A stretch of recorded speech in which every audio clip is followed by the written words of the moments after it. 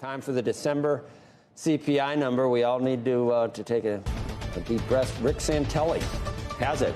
Rick, what is it?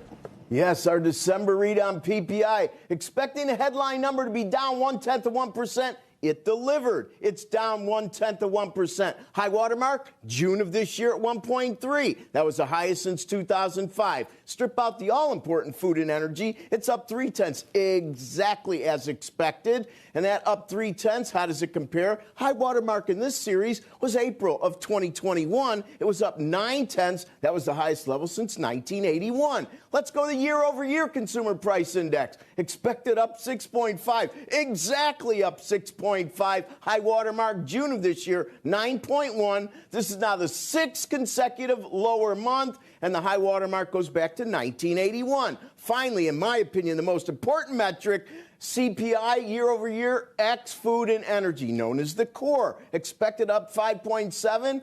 All four of them exactly as expected, up 5.7. And high water mark September of this year at 6.6. This marks the 3rd consecutive month that this metric is lower. And as you look at what's going on here, interest rates, well, they moved a bit lower. Now they're kind of hovering a bit. But the fact of the matter is that for whatever reason, the equity markets are going lower. Interest rates have moved off of their best levels. And I think that the reason is that we're still looking at numbers that are a bit sticky. And I think expectations is something we, the insiders, pay a lot of attention to. But in the final analysis, I think the issue is that many would have liked to have seen it maybe a smidge lower. Let this thing simmer. I think, in my opinion, is you get a lot of cross currents based on what positions investors had going in, what they're trying to put on now. But ultimately, I'm not sure if stocks are going to be that much lower as the Dow futures indicate. And do remember, stocks were trading at the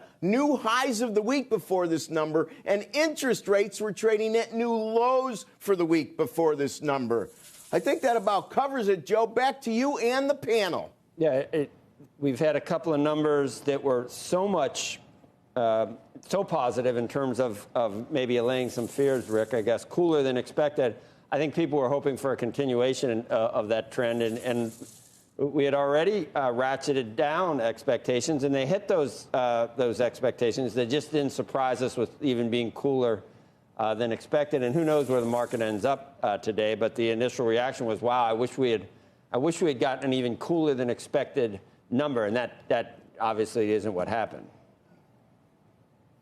Exactly. I think you nailed it there, Joe. Yeah, and what's more, ultimately, this now becomes an issue where the markets have already taken much of the slack out of the rope in both directions in terms of interest rates bucking guidance by the Fed, the equity markets, of course, and the entire notion of easing financial conditions that really is going to bump up against much of the Fed guidance, which, listen, they're not going to change. They're not going to change till it's so apparently obvious that the high water mark is in the rearview mirror, and it's not that inflation stops going up or even that inflation goes sideways. I think we're now at the point where many would like to see more negative signs and like Rick, that headline number. And Rick, the tailwind of maybe some commodities coming down. China's reopening, so who knows if we can count on that too. Thanks, Rick.